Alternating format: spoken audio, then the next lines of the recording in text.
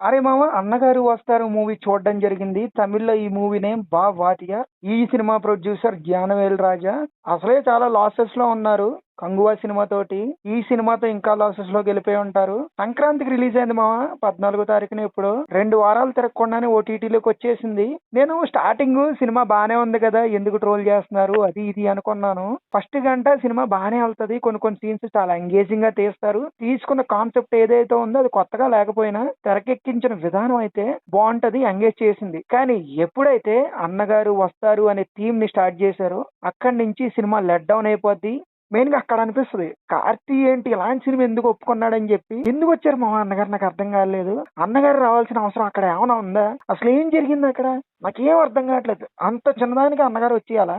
నువ్వు అంత మంచి టీం తీసుకున్నప్పుడు అన్నగారు రావాలంటే మంచిగా సెట్ చేసుకోవాలి, మంచి సిచ్యువేషన్ పెట్టుకోవాలి. అంతేగాని ఇలాంటి దానికి అన్నగారు వస్తారు, అన్నగారు ఎందుకు రావాలి మామ అసలు? మరీ డౌట్ చేస్తున్నావు. సినిమా మరీ అంత వరస్ట్ గా ఉందా? మామ, ఈ క్వశ్చన్ నువ్వు నన్ను అడగకూడదు. నువ్వు సినిమా స్టార్ట్ చేసి నీకు అర్థం అవుతుంది ఎందుకు ఇలా మాట్లాడుతున్నాను. నేను సినిమా డౌన్ చేయట్లేదు, క్రిటిసైజ్ చేస్తున్నాను. అది కూడా కన్స్ట్రక్టివ్ వేలోనే క్రిటిసైజ్ చేస్తున్నాను. మెయిన్ గా కార్తీ పర్ఫార్మెన్స్ ఉంటది మామ, ఎందుకో డల్ గా ఉంటది. అంత యాక్టివ్ గా అనిపించలేదు నాకు కార్తీ. అసలు కార్తీ స్క్రీన్ మీద కనిపడినప్పుడు ఎనర్జీ ఉంటది. ఈ క్యారెక్టర్ లో కూడా ఎనర్జీ చూపించే స్కోప్ ఉంది. బట్ కార్తీ మాత్రం అంతగా ఆకట్టుకోలేదు. అండ్ ఇక కృతి శెట్టి గురించి కూడా మాట్లాడాలి. ఎందుకుంది మామ అసలు సినిమాలో ఇంపార్టెంట్ క్యారెక్టర్ కాదంటలేదు, కానీ ఆ క్యారెక్టర్ ని డిజైన్ చేసిన విధానం అయితే మరీ ఎటకారంగా ఉంటది. సీన్లు కూడా మరీ మరీ మరీ వరస్ట్ గా ఉంటాయి. చాలా చాలా కన్వీనియన్స్ తో రాశారు. ఆమె ఉన్న సీన్లు అయితే మాత్రం ఇరికించాలని ఇరికించినట్టు తెలిసిపోద్ది.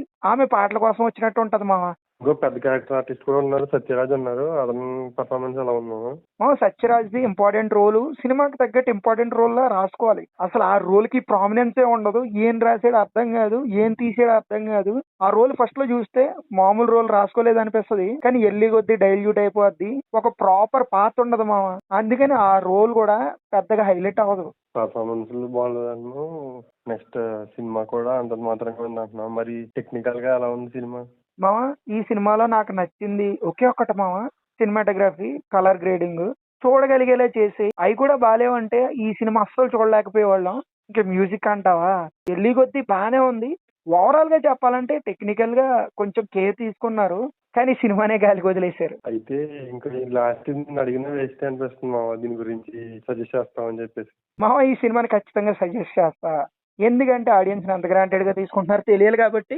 ప్రైమ్ వీడియోలో స్ట్రీమ్ అవుతుంది, ఎల్లో లుక్ వేసేయండి. తెలుగు తమిళ లాంగ్వేజెస్ లో అవైలబుల్ గా ఉంది. ఇలాంటి జెన్యూన్ రివ్యూస్ మీ వరకు రావాలంటే subscribe to movie talks with BT.